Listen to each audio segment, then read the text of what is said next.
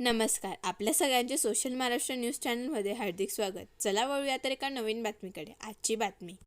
शिवसेना उद्धव बाळासाहेब ठाकरे पक्षावतीने गेल्या 6 महिन्यांपूर्वी बनवण्यात आलेल्या काँक्रीट रस्त्यांचा पंचनामा सुरू असून आज पुन्हा एकदा पाहणी करीत कामांचा पंचनामा करण्यात आला. या अंतर्गत धुळे शहरातील प्रभाग क्रमांक 15 फाशी पूल ते धान्य गोडाऊन ते साक्री रोड बायपास येथील धान्य गोदामा समोरील खराब झालेला काँक्रीट रस्ता, तसेच वैभवनगर पोलीस क्लब समोरील रस्ता, उत्कर्ष कॉलनी भीमनगरकडे जाणारा रस्ता, जलगंगा हाऊसिंग सोसायटी, सत्य साईबाबा सोसायटी, महात्मा नगर, सिंहस्थ नगर, तसेच प्रभाग क्रमांक 11 मधील अरिहंत मंगल कार्यालयाच्या पाठीमागील रस्ता, विश्वकर्मा नगर, इच्छापूर्ती गणपती मंदिर व तिरंगा चौक या ठिकाणच्या काँक्रीट रस्त्यांची पाहणी धुळे शहराचे माजी आमदार अनिल गोटे, शिवसेना जिल्हा प्रमुख अतुल सोनवणे, माजी विरोधी पक्ष नेता नरेंद्र परदेशी, महानगर प्रमुख धीरज पाटील, प्रशांत भदाने, ललित माळी, विजय वाघ यांच्या प्रमुख उपस्थितीत करण्यात आली.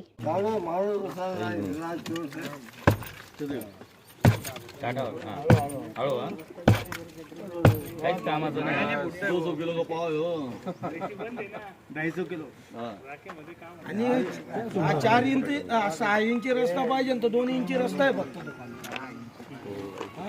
10 पाहिजे तर 2 इंची रस्ता आहे. जमीन लेवलचा रस्ता आहे. सिमेंट कुठलं वापरलं? सिमेंट कनेक्शन कुठं जोडलेलं नाहीये. नुसतं बुजून दिले, पाईप टाकून बुजून दिले. आणि गटर पण आहे ना, गटर पण नाही आहे. ते गटर पण असेच नुसते पाईप टाकून दिलेले. रस्ता किती मंजूर होता? किती होता? 9 मीटरचा होता. किती केलं? 6 मीटर पण नाही येणार. 6 मीटर पण नाही येणार. हे मोठं रस्ता आणि स्टील टाकलेलं आहे की याच्यात? नाही, काही नाही टाकलेलं. खोदला पण नाहीये. हा, खोदला पण नाहीये. डायरेक्ट टाकून दिलं. ते आम्ही तिकडं तो रस्ता बंद पडला ते करून दिलं. आम्ही पण करून नाही देत होतो. त्यांनी जबरदस्तीने केला. आम्ही पण नाही करून देत होतो त्यांना.